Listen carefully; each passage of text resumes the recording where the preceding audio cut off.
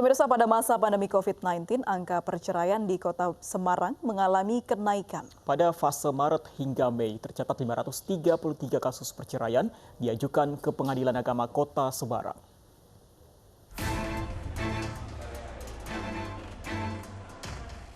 Kesulitan ekonomi di masa pandemi corona membuat sejumlah orang memilih untuk berpisah atau bercerai dengan pasangannya, seperti yang terjadi di Pengadilan Agama Semarang.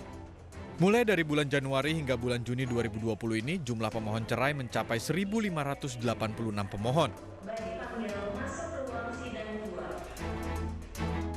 Bahkan pada periode Maret hingga Mei, jumlah perceraian yang tercatat sebanyak 533 kasus. Setiap hari Pengadilan Agama Semarang sedikitnya mensidangkan lebih dari 100 kasus. Berdasarkan data dari Pengadilan Agama Kota Semarang, angka perceraian di Semarang pada bulan Maret terdapat 210 kasus, bulan April 226 kasus, dan sempat menurun pada bulan Mei di angka 98 kasus. Kemudian kembali naik pada bulan Juni menjadi 291 kasus. Kasus pemohon cerai yang didominasi oleh wanita ini mayoritas karena alasan ekonomi.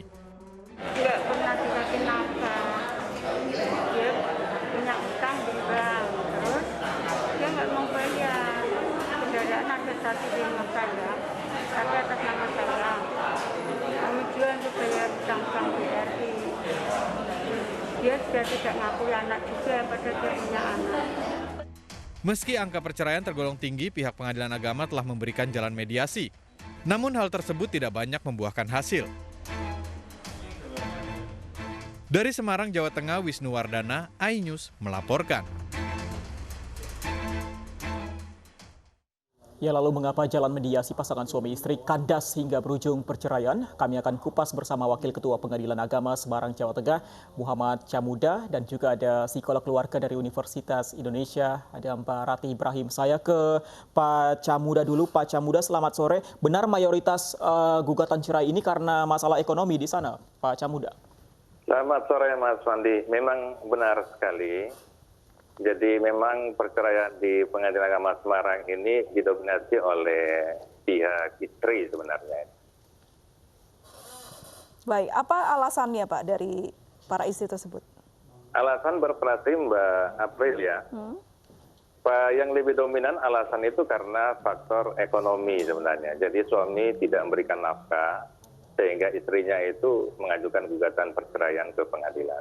Baik, Pak Camadi, kalau misalnya kita melihat datanya begitu dari bulan Maret sampai Mei ini sebenarnya berapa Pak? Apakah betul memang mengalami peningkatan?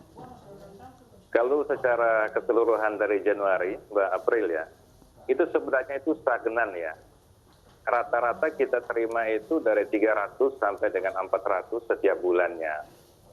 Namun ketika masuk di bulan Mei, memang itu sangat turun drastis. Karena pertama kan di bulan puasa itu, di bulan Ramadan. Ditambah lagi dengan kasus COVID-19 ini, nah sehingga kita juga terapkan social distancing maupun physical distancing semuanya itu. Sehingga kami membuat satu inovasi dengan pendaftaran secara online untuk menjaga tidak terjadi pertemuan langsung antara pihak dengan petugas di pengadilan. Nah itu mungkin salah satu faktor yang membuat di bulan Mei itu banyak yang tidak mendaftarkan. Nah, ini terbukti ketika masyarakat mendengar namanya new normal itu, maka di bulan Juni itu dari bulan Mei naik 3 kali lipat. Mei-nya itu 98 perkara yang kami terima, justru di bulan Juni ini ada 291 perkara yang daftar. Berarti ini karena memang ada pelonggaran begitu ya Pak ya, jadi bisa mengurus proses perceraian yang tertunda di bulan Maret, April begitu? Iya, karena kami menggunakan inovasi dengan pendaftaran secara online. Nah, masyarakat semuanya kan tidak mengerti menggunakan IT, sehingga banyak yang menunda tunggu kapan setelah normal baru kita daftar saja gitu. Tapi kalau di rata-rata ada peningkatan tidak sih Pak? Kalau di rata-rata kan memang peningkatan dari bulan Mei ke Juni memang sangat drastis sekali peningkatannya. Oke. Kalau tadi Pak Camuda bilang bahwa mayoritas penggugatnya ini dari pihak istri. Rata-rata usianya rentang berapa Pak Camuda? Kalau dirata-ratakan di antara 20 sampai dengan 40. Baik, Ya. saya ke Ibu Ratih Ibrahim. Ibu Ratih, selamat sore. Ini ada peningkatan jumlah perceraian di Semarang antara Mei dan Juni. Apakah memang faktor pandemi COVID-19 ini berpengaruh? Menurut saya sih bisa ya.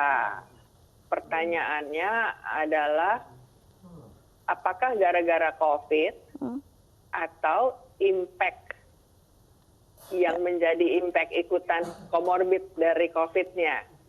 Karena kan sekarang banyak orang bekerja di rumah, social distancing, kemudian himbauan pemerintah untuk di rumah aja, itu membuat intensitas untuk bertemu bertatap muka langsung kan menjadi intensif.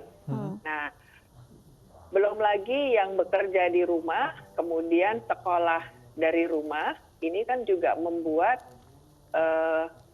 halo? Ya, silakan. Ini kan juga membuat ini nih, relasi suami istri bisa berujung dengan konflik lantaran begini, sama-sama bekerja di rumah, tapi nanti waktu urusan yang terkait dengan pendidikan anak dan mengurus anak mungkin menjadi tidak seimbang.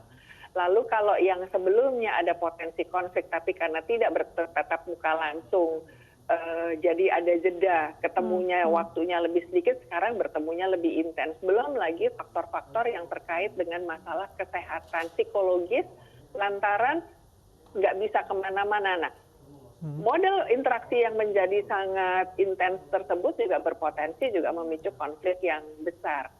Itu yang pertama. Yang kedua adalah para istri zaman sekarang ini kan sangat tahu juga ya akan hak dan kewajibannya. Ya. Sehingga mereka menjadi lebih punya bargaining power di dalam menjalankan bahtera rumah tangga. Sehingga kalau kemudian konflik ini tidak ditangani secara baik, banyak istri yang kemudian lebih berani untuk menggugat suaminya. Selain sebagaimana yang dijelaskan oleh Bapak dari Semarang tadi tentang ini kasus yang numpuk nih. Jadi karena numpuk seolah-olah secara serempak mengajukan cerai. Padahal ini sebetulnya adalah lantaran akumulasi kasus. Jadi ini yang bisa saya jelaskan, Mbak. Baik. Akumulasi kasus iya, tapi kemudian juga paparan dari COVID tadi punya impact terhadap kesejahteraan relasi dan keharmonisan relasi di rumah tangga. Baik, Bu Ratih, karena selain faktor seringnya bertemu, intensitas bertemu, faktor ekonomi juga menjadi alasan utama tadi yang disampaikan oleh Pak Camuda, alasan untuk perceraian di Semarang. Apakah ini juga equal begitu, Bu Ratih? Kalau faktor ekonomi ini menjadi pertanyaan besar juga ya. Memang bisa iya gitu. Memang bisa ya, karena menjadi khawatir karena suaminya di PHK misalnya.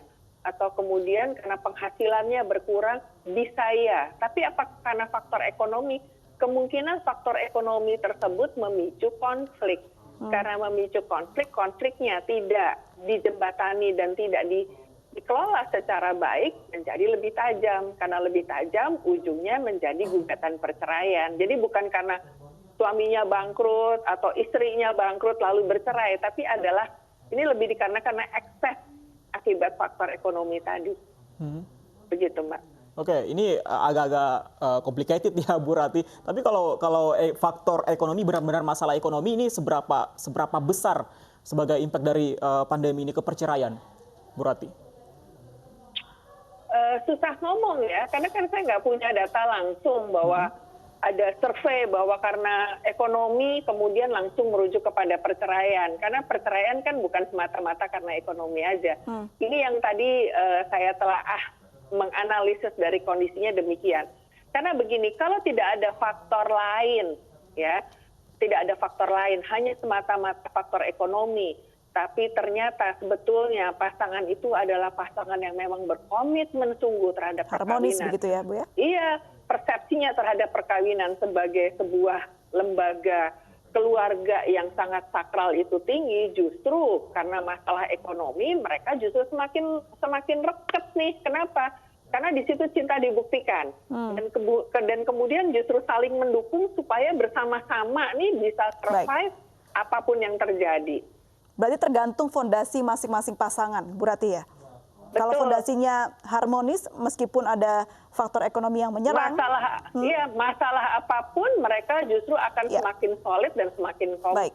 Saya ke Pak Camuda. Pak Camuda, yang dikatakan Bu Rati tadi, selain faktor ekonomi ada juga faktor karena perubahan pola hidup yang bertemu secara intensif. Apakah ada alasan tersebut di antara kasus di Semarang, Pak Camuda?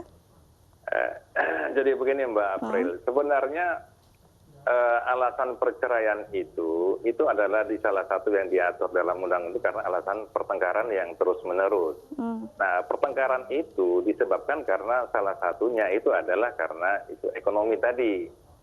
Jadi bukan alasan ekonomi itu yang jadi bercerai, bukan pertengkarannya itu. Nah, penyebab pertengkaran itu karena ya tidak memberikan nafkah, apakah itu karena kasus COVID sehingga tidak ada lagi pemasukan, sehingga mereka bertengkar gitu. Jadi yang kita lihat adalah pertengkarannya, bukan karena penyebab pertengkaran itu ternyata karena tidak memberikan nafkah itu. Pak Camuda, dalam proses gugatan ini pengadilan agama ada saran untuk atau upaya untuk rujuk kepada setiap pasangan? Kita sebelum masuk ke tahap litigasi, memang ada tahap pertama itu adalah dengan mediasi dulu, Mas Fandi. Nah, mediasi dulu. Nah, mediasi itu kita ada waktunya sampai dengan 30 hari dan bisa diperpanjang kalau memang mereka menghendaki. Nah, ketika mediasi tidak berhasil, baru kita masuk ke tahap litigasinya, pemeriksaan perkaranya. Baik, selama ini mediasi berhasil, Pak Camuda? Mediasinya jarang, Mbak, ya. Jarang berhasil itu karena mungkin karena perempuannya sudah terlalu sakit gitu, sehingga jarang yang mau rujuk kembali, melaju terus untuk bercerai gitu. Ya, dan ini terlihat dari semakin meningkatnya angka perceraian ya. Saya ke Bu Rati. Bu Rati, kalau selalu kita dengar di luar sana bahwa sebenarnya intensitas yang semakin tinggi ketika karantina ini seharusnya menjadi quality time untuk setiap pasangan, untuk setiap keluarga. Apa yang seharusnya dilakukan oleh setiap pasangan? Karena yang terjadi sebaliknya malah terjadi pertengkaran. Iya. Sebetulnya kalau bicara tentang pertengkaran kan kita ngerti ya, di dalam rumah tangga manapun tuh pastilah ada pertengkaran. Sama seperti kita makan, ada bumbunya, kadang-kadang bumbunya pedes, kadang-kadang ada pahit gitu ya, dan di dalam rumah tangga begitu. Itu yang kita sebut sebagai romantika, hubungan suami istri. Yang tadi pertanyaan, terus mesti bagaimana?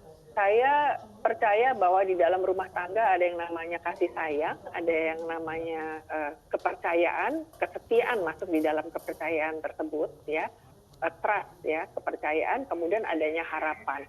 3 fondasi ini yang harus sungguh-sungguh dibangun di dalam rumah tangga, karena komunikasi akan terjalin kalau fondasinya kuat. So, apa sih nomor 1 yang harus punya? Ayo dong kita sama-sama ikhlas ya, karena masalah ini kan bukan cuma masalah kita sendirian.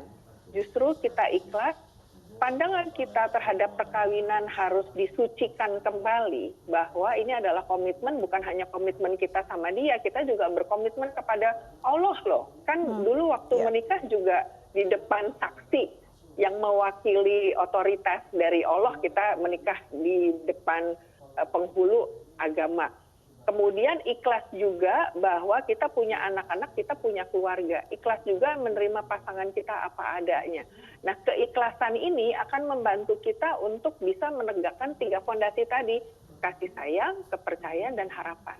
Karena dengan adanya 3 fondasi ini, seberat apapun badai yang kita alami pada saat ini, kita akan bisa mengarunginya bersama-sama.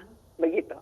Kalau dari sisi psikologis, Bu Rati, bisakah ini berubah karena memang kebiasaan yang tiba-tiba berubah dibanding biasa, seperti sebelumnya memiliki aktivitas pekerjaan masing-masing, namun sekarang menjadi sering berinteraksi dan ada saja hal-hal baru yang muncul? Saya tadi siang baru saja menjadi narasumber di sebuah webinar yang diadakan oleh teman-teman tenaga layanan kesehatan dan termasuk teman-teman dari satuan tugas yang menangani COVID. Salah satu sahabat saya, Dr. Fidiansyah, Direktur penyakit tidak menular di Kemenkes menggarisbawahi tentang pentingnya membangun persepsi terhadap apapun yang ada. Ini melanjutkan kata-kata saya tentang keikhlasan tadi. Nah, manusia adalah makhluk kebiasaan dan kebiasaan itu akan kita lakukan. Jadi apapun yang terjadi kita akan menyesuaikan diri. Nah, untuk bisa bertahan dan melakukan kebiasaan yang tadinya susah pada awalnya nanti akan begitu terbiasa akan menjadi lebih mudah. Tentu persepsi dan mindset kita terhadap masalah ini juga harus dibikin. Kita perlu mengembangkan positive mindset. Jadi waktu kita melihat pasangan jangan lihat di jeleknya aja. Pasti kan ada bagusnya. Gitu pasti ada hal-hal yang berharga di dia. Kejadian ini pasti juga ada hal-hal yang bisa membuat kita bisa bertumbuh lebih positif. Baik, Bu Rati, mungkin ada tips begitu untuk pasangan yang saat ini sedang mengalami masa sulit di tengah pandemi, perlukah ke psikolog? Sangat baik jika kemudian di tengah konflik yang susah sekali dicari ujungnya, ada orang ketiga dan orang ketiganya adalah orang ketiga yang profesional. Dan bahwa kemudian ditemukan adanya masalah kesehatan psikologis, silahkan datang. Puskesmas membuka layanan ini dan ada banyak biro-biro konsultasi psikologi yang bisa dikunjungi. Dan banyak psikolog klinis yang juga membuka layanan konseling secara gratis. Dan teman-teman psikolog klinis dari Ikatan Psikolog Klinis Indonesia juga memberikan layanan. Baik. Dan tidak perlu takut dan tabu untuk mengungkapkannya ya dengan psikolog yang ahli. Terima kasih Bu Rati dan juga Pak Camuda sudah bergabung dan berbincang bersama kami di News Sore. Terima kasih.